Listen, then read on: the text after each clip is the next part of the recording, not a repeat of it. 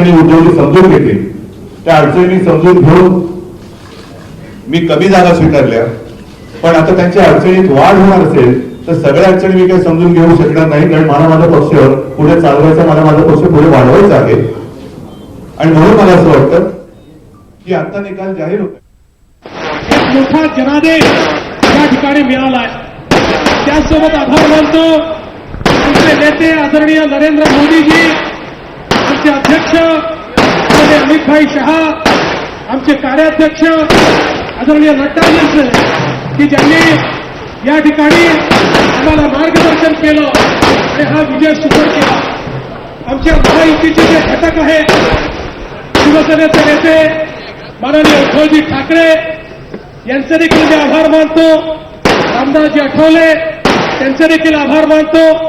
विनायकराव मेटे असतील, सदाभाऊ खोत असतील, माधवराव जानकर असतील, या सगळ्या आमच्या महायुतीच्या घटक पक्षांचे देखील मी मनपूर्वक आभार मानतो. आणि महाराष्ट्रातल्या जनतेला मी या ठिकाणी आश्वस्त करू इच्छितो की त्यांच्या आशा, आकांक्षा, अपेक्षा या पूर्ण करण्याचं काम हे सरकार पुढच्या 5 वर्षामध्ये करेल.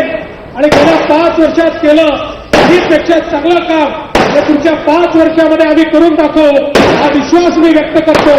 पुन्हा एकदा भाजपच्या लाखो कार्यकर्त्यांना मी धन्यवाद देतो, त्यांचे आभार मानतो की कार्यकर्त्यांमुळे पुन्हा आम्हाला हा दिवस या ठिकाणी पाहायला मिळतोय. अशा असंख्य कार्यकर्त्यांचे मनपूर्वक आभार मानतो आणि माझं बोलणं संपवतो. धन्यवाद. जय हिंद, जय महाराष्ट्र. भारतीय जनता पाकिस्तान. तो अभी आप सुन रहे थे, एक तरफ देवेंद्र फडणवीस और दूसरी तरफ सेना, ये दोनों अलाई है और इनके अलायंस का नाम है महायुति. आंकड़ों के बाद जब ये रुझान नतीजों में बदल रहे हैं और काफी हद तक बदल चुके हैं, दोनों ने प्रेस से खिताब किया है, लेकिन मराठी में बातें की हैं. कुछ देर में हम आपको इनकी तफसील बता पाएंगे.